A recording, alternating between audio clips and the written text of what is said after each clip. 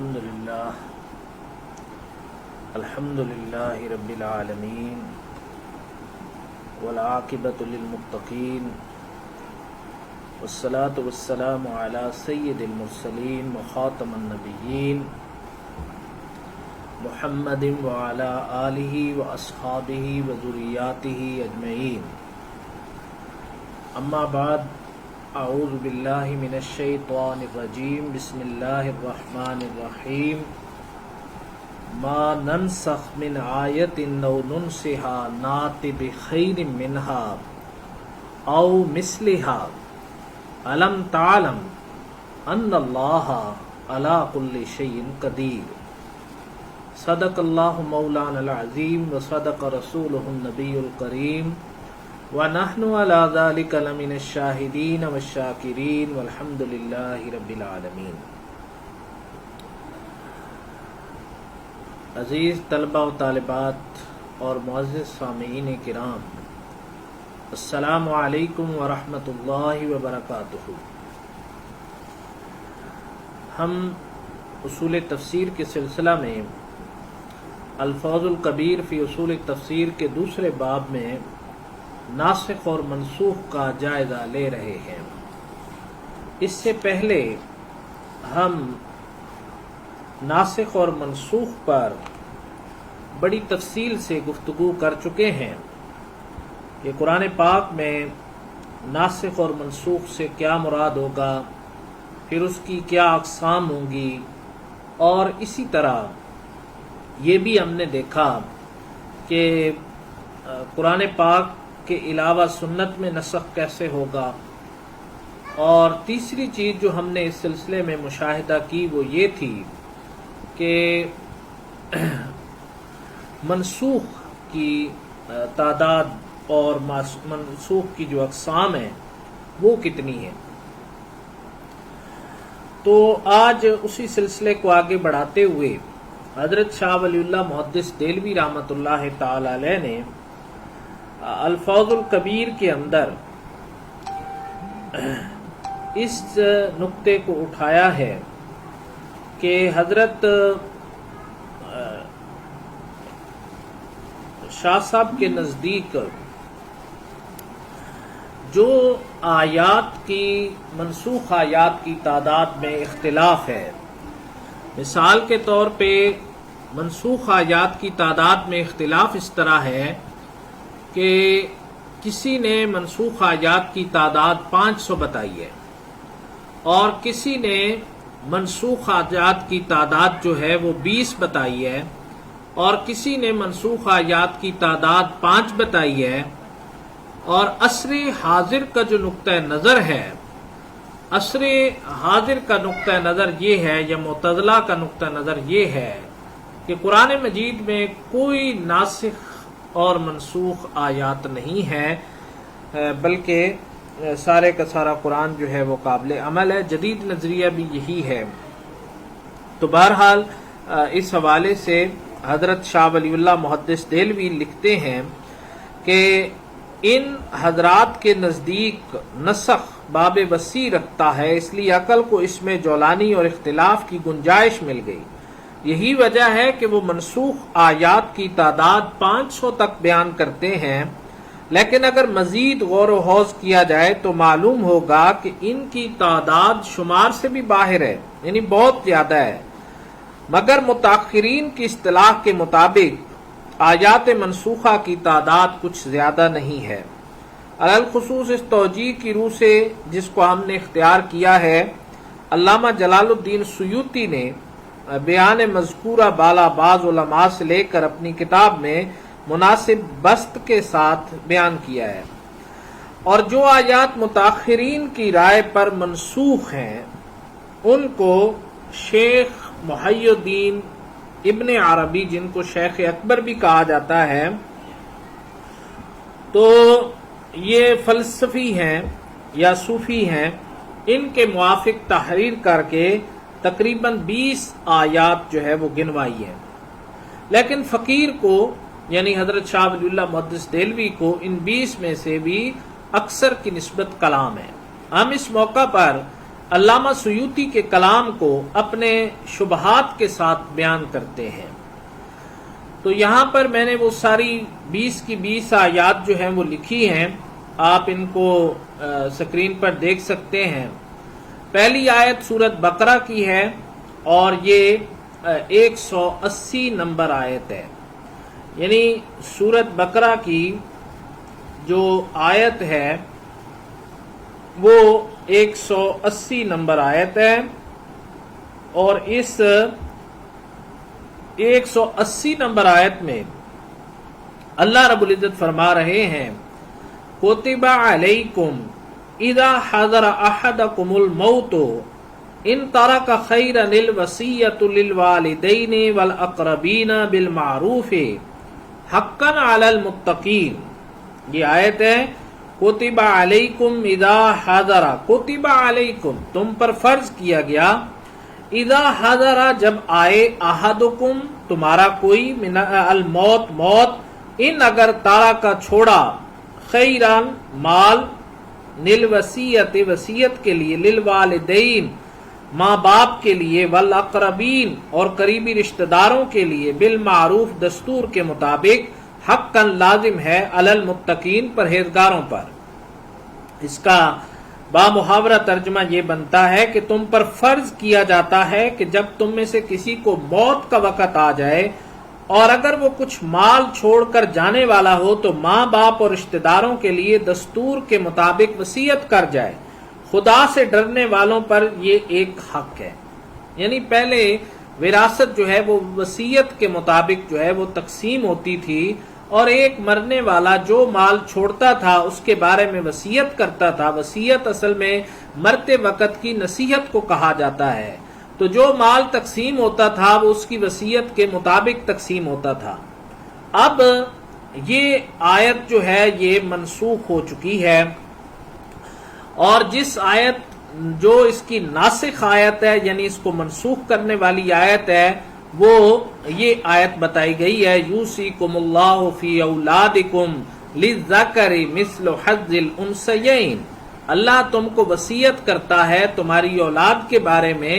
للذکر مذکر کے لیے یا بیٹے کے لیے، مثل حظ الانثیین دو بیٹیوں کے برابر حصہ ہے، یعنی جتنا دو بیٹیوں کو حصہ ملے گا اتنا ایک بیٹے کو حصہ ملے گا۔ تو یہ اللہ رب العزت نے وصیت فرما دی ہے، تو اب وصیت جو بندے کی وصیت تھی اس کا اطلاق فقہا کے نزدیک 1/3 پر ہوتا ہے، 1/3 پر ہوتا ہے، جبکہ باقی جو اس کی وصیت ہے اس کا اطلاق نہیں ہوگا، بلکہ ورثاء کے حق میں تو وصیت ہے ہی نہیں۔ اگر اس نے وصیت کی ہے یا نہیں کی، جو وارث ہے اس کا جتنا حصہ بنتا ہے اس کو اتنا حصہ دینا پڑے گا، اور مذکر کے لیے جتنا دو بیٹیاں دو مؤنثات کے برابر جو ہے وہ حصہ ہے، یعنی جتنا دو بیٹیوں کا حصہ ہوگا اتنا ایک بیٹے کا حصہ ہوگا، اور یہ سورۃ نساء کی 11 نمبر آیت ہے۔ یہاں پر اگر آپ دیکھیں تو حضرت شاہ ولی اللہ محدث دہلوی لکھتے ہیں کہ یہ آیت منسوخ ہے، اور اس کے ناسخ کے تعین میں بعض سے منقول ہے کہ آیت میراث جو میں نے آگے لکھی ہے سورۃ نساء کی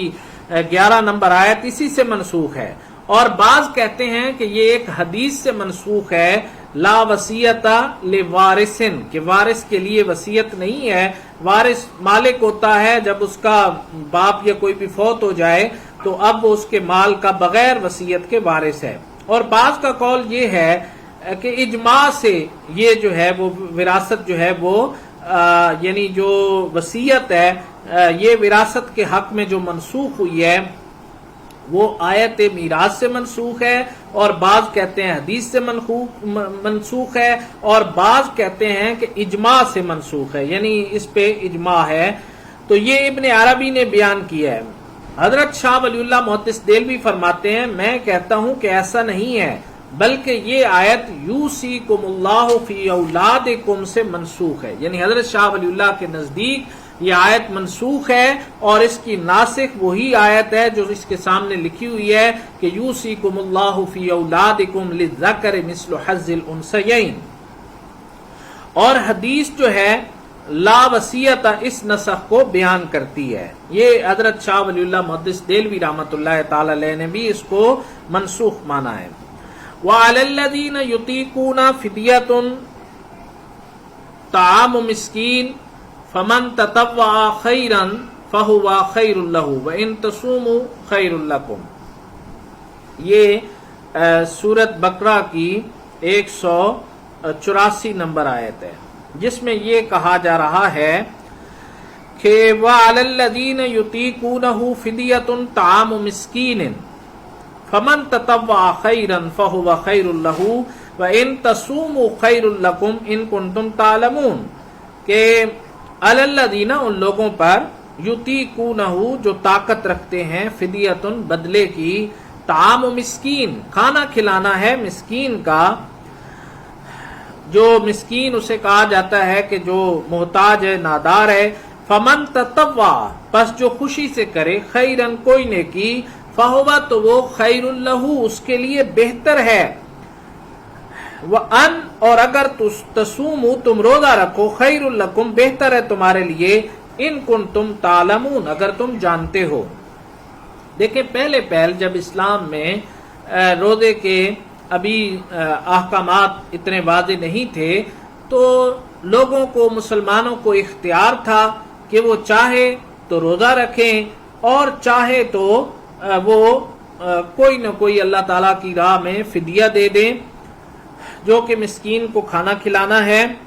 یعنی جو لوگ روزہ رکھنے کی طاقت رکھیں، لیکن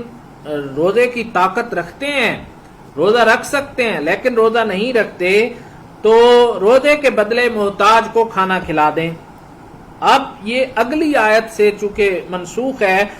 اور جو کوئی شوق سے نیکی کرے اور تو اس کے حق میں زیادہ اچھا ہے، اور اگر سمجھو تو روزہ رکھنا ہی تمہارے حق میں بہتر ہے. اب یہ آیت اپنے سے اگلی آیت یعنی یہ 184 نمبر ہے سورۃ بقرہ کی، اور 185 نمبر جو آیت آ رہی ہے فمن شاہد منکم الشہر فلیصمہ، کہ تم میں سے جو چاہے جو اس مہینے کو پائے وہ روزہ رکھے. یعنی جو رمضان کے مہینے کا چونکہ اوپر ذکر آ رہا ہے، شہر رمضان الذی انزل فیہ القرآن ھدی للناس وبینات من الھدی والفرقان فمن شہد منکم الشہر فلیصمہ ومن کان مریضا او علی سفر فعدۃ من ایام اخر یرید اللہ بکم الیسر ولا یرید بکم العسر وَلِتُكْمِلُوا الْعِدَّةَ وَلِتُكَبِّرُوا اللَّهَ عَلَى مَا هَدَاكُمْ وَلَعَلَّكُمْ تَشْكُرُونَ. شہر رمضان، رمضان کا مہینہ، الذی انزل فیہ القرآن جس میں قرآن مجید کو نازل کیا گیا، ہدن ہدایت ہے، للناس لوگوں کے لیے، وبینات اور واضح دلائل ہیں، من الہدا ہدایت سے، والفرقان اور حق اور باطل میں فرق کرنے والی صلاحیت کتاب. فمن شاہد منکم الشہر پس جو کوئی تم میں سے اس مہینے کو پائے، فلیصمہ اس کو چاہیے کہ روزے رکھے. یعنی جو اس رمضان کے مہینے کو، اب اس نے اس حکم کو منسوخ کر دیا. پہلے یہ تھا کہ جو بھی طاقت روزے کی رکھتا ہے لیکن طاقت روزے کی نہ رکھے اور کوئی فدیہ دے دے تو اس کی روزے سے جان چھوٹ سکتی ہے. لیکن بعد میں یہ روزہ فرض کر دیا گیا، اور فرض اس حوالے سے کر دیا گیا کہ اب جو بھی اس مہینے میں جو ہے وہ اپنی زندگی میں یہ مہینہ پائے، اور ہر سال میں رمضان ایک دفعہ آتا ہے، تو اس پر یہ لازم ہے کہ وہ روزہ رکھے.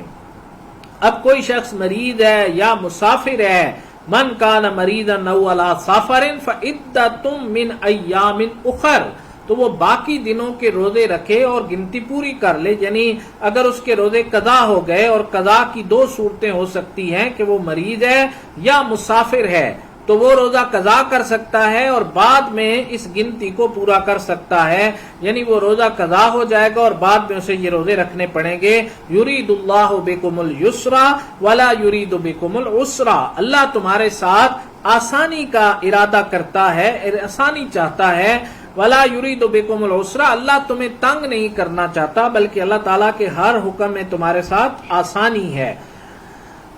وَلِتُكْمِلُوا الْعِدَّةَ اور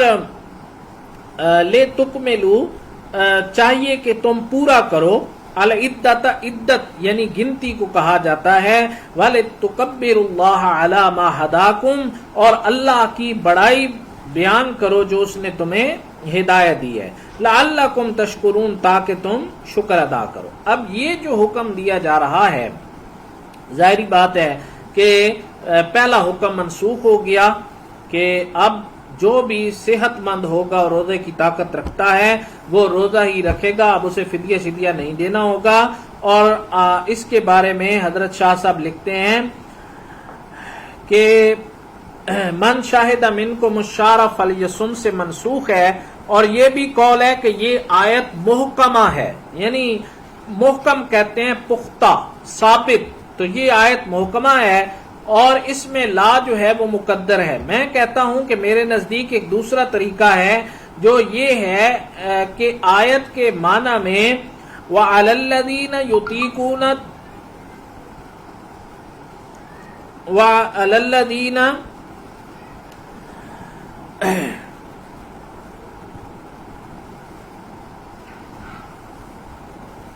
وَعَلَى الَّذِينَ يُطِيقُونَ، جیسے فرمایا گیا یطیقونہ فدیہ تن طعام مسکین، تو یہاں پر یعنی جو لوگ کھانا دینے کی طاقت رکھتے ہیں ان پر فدیہ ہے جو ایک مسکین کا کھانا ہے۔ یہاں ضمیر کو اس کے مرجع کے پہلے اس لیے ذکر کیا گیا کہ مرجع باعتبار رتبہ کے مقدم ہے، اور ضمیر کو اس لیے مذکر لائے کہ در حقیقت فدیہ سے مراد طعام ہے، اور طعام سے مراد صدقۃ الفطر ہے۔ اور اس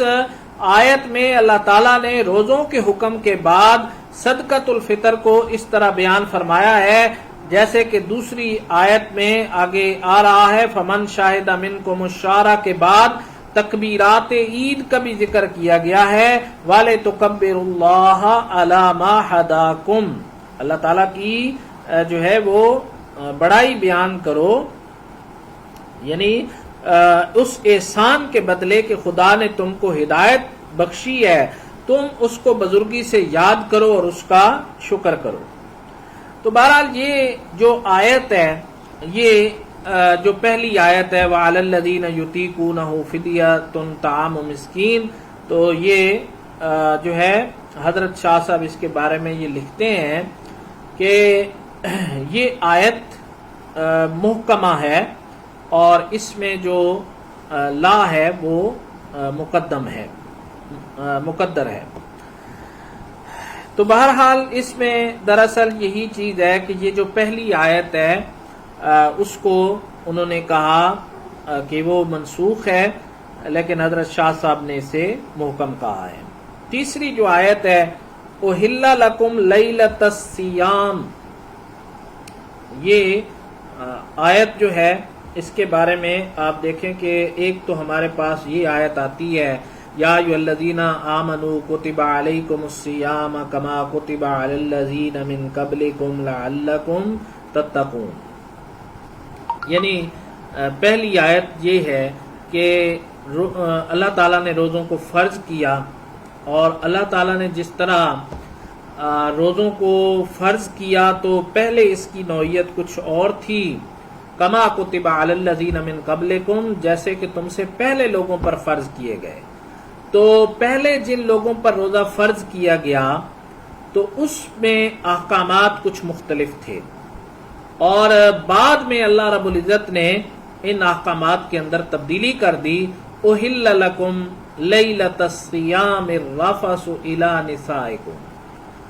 اللہ رب العزت یہ فرما رہے ہیں احل لکم لیلۃ الصیام، جائز کر دیا گیا، حلال کر دیا گیا، جائز کر دیا گیا، لکم تمہارے لیے، لیلۃ رات، الصیام روزے کی، الرفث بے پردہ ہونا،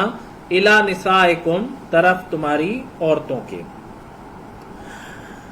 امام قرطبی نے یہاں پہ لکھا ہے کہ احل لکم، لفظ احل اس بات کا تقاضا کرتا ہے کہ اس سے پہلے یہ عمل حرام تھا اور پھر منسوخ ہو گیا، یعنی پہلے رات کے وقت ایک تھوڑا سا حصہ ہوتا تھا، افطار کے بعد سونے تک کا حصہ ہوتا تھا کہ جس میں بندہ کچھ کھا پی سکتا تھا اور پھر جو ہے وہ سو جاتا تھا۔ تو ایک صحابی تھے جن کا یہاں پر نام بھی شاید لکھا ہوا ہے، کہ وہ صحابی جو ہیں وہ دن بھر کام کرتے رہے اور رات کو جب وہ واپس آئے تو وہ سو گئے، اور پھر قیس بن سرما انصاری یہ روزہ سے تھے اور انہوں نے روزہ رکھا ہوا تھا، اور یہ جب واپس آئے تو بیوی سے افطاری کا وقت تھا، تو افطار کرنے سے پہلے سو جاتا اگر کوئی شخص، تو وہ اس رات اگلے دن شام تک کچھ نہ کھاتا تھا۔ قیس بن سرما انصاری روزہ دار تھا، ایک روایت میں ہے کہ وہ دن کے وقت کھجوروں کے باغ میں کام کرتا رہتا اور روزے سے تھا۔ وہ افطار کے وقت حاضر ہوا تو اپنی بیوی کے پاس آیا، اس سے پوچھا کیا تیرے پاس کھانا ہے؟ اس نے کہا نہیں، لیکن میں جاتی ہوں تیرے لیے کھانا طلب کرتی ہوں۔ وہ سارا دن کام کرتا رہا تھا، بس اسے نیند آ گئی۔ اس کی بیوی آئی تو اس نے اسے سویا ہوا دیکھا تو کہا ہائے تیرے لیے خسارہ، جب آدھا دن گزرا تو اس پر غشی طاری ہو گئی۔ اس چیز کا ذکر نبی کریم صلی اللہ علیہ وسلم سے کیا گیا، تو یہ آیت جو ہے وہ نازل ہوئی جس میں رات کے وقت جو ہے وہ کھانا پینا حلال کر دیا گیا اور بیویوں سے جو مباشرت ہے اس کو حلال کر دیا گیا۔ تو احل لکم لیلۃ الصیام الرفث الی نسائکم ہن لباس لکم وانتم لباس لہن، تمہارے لیے روزوں کی جو رات ہے اس میں بیویوں سے جو بے پردہ ہونا ہے اس کو جائز کر دیا گیا۔ ہن لباس لکم وانتم لباس لہن، تم ان کا لباس ہو اور وہ تمہارا لباس ہیں، اور تم ان کے لیے لباس ہو۔ عالم اللہ انکم کنتم تختاتون انفسکم فتاب علیکم، اللہ تعالیٰ تو جانتا ہے جو تم اپنے دلوں میں خیانت کرتے ہو، تو اللہ نے تم کو معاف کیا اور توبہ قبول کی۔ فالآن باشروہن، اب ان سے مباشرت کرو۔ وابتغوا ما کتب اللہ لکم، اور تلاش کرو جو اللہ نے تمہارے لیے اولاد لکھ دی ہے۔ اب اپنی بیویوں سے ملو جلو اور اس چیز کو تلاش کرو جو اللہ نے تمہارے لیے لکھ دی ہے، یعنی اولاد کو تلاش کرو۔ وَكُلُوا وَاشْرَبُوا حَتَّى يَتَبَيَّنَ لَكُمُ الْخَيْطُ الْأَبْيَضُ مِنَ الْخَيْطِ الْأَسْوَدِ، اب اس نے وضاحت کر دی کہ کھاؤ اور پیو یہاں تک کہ سفید دھاگا کالے دھاگے سے واضح ہو جائے، من الفجر، فجر سے، ثم اتموا الصیام الی اللیل، پھر روزے کو رات تک پورا کرو، ولا تباشروہن وانتم عاکفون فی المساجد، اور اپنی بیویوں سے نہ ملو جلو جب تم اعتکاف کی حالت میں مسجد میں بیٹھے ہوئے ہو۔ تلک حدود اللہ، یہ اللہ کی حدیں ہیں، فلا تقربوها، پس تم اس کے قریب نہ جاؤ۔ کذالک یبین اللہ آیاتہ للناس، اسی طرح اللہ تعالیٰ کھول کھول کر اپنی آیتیں لوگوں کے لیے بیان کرتا ہے، لعلہم یتقون، شاید کہ وہ تقوی اختیار کریں۔ تو بہرحال یہ جو آیت ہے اس میں بارے میں حضرت شاہ ولی اللہ محدث دہلوی لکھتے ہیں کہ احل لکم لیلۃ الصیام الرفث، آیت کما کتب علی الذین من قبلکم کے لیے ناسخ ہے، کیونکہ مقتضائے تشبیہ یہ ہے کہ شب کے وقت بھی سو جانے کے بعد کھانے پینے اور وطی کی حرمت میں جو اگلی امتوں پر تھی موافقت ہو۔ یہ ابن عربی نے ذکر کیا ہے۔ اس کے علاوہ ایک دوسری بات بھی بیان کی ہے جو یہ ہے کہ یہ آیت اس حکم حرمت وطی کے لیے ناسخ ہے جو ارشاد نبوی سے ثابت تھا۔ میں کہتا ہوں کہ کما کتبہ سے نفس وجوب صوم میں تشبیہ دینا